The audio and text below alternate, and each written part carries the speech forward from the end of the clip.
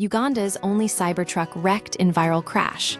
Repair prospects dim a Tesla Cybertruck, reportedly the sole unit in Uganda, was severely damaged in a rollover accident at the Garuga racetrack near Lake Victoria.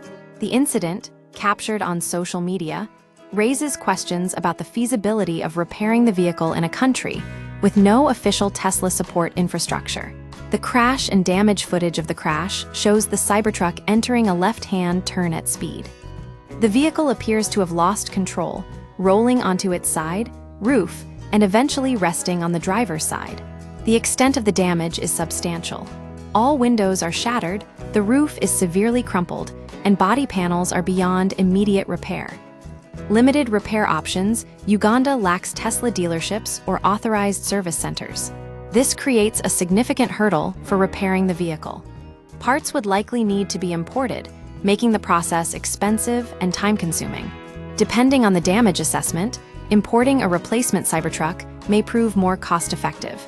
Context and implications: the Cybertruck was privately imported by an unknown wealthy individual. The incident highlights the challenges of owning niche or luxury vehicles in regions without established manufacturer support. The Garuga racetrack, used for casual motorsport, was the location of the crash. Surface conditions and driver behavior remain unconfirmed as contributing factors. Outlook: the fate of Uganda's only Cybertruck is uncertain. Without local repair capabilities, the vehicle's recovery depends on costly imports or potential abandonment. The incident underscores the practical limitations of owning specialized vehicles in developing markets.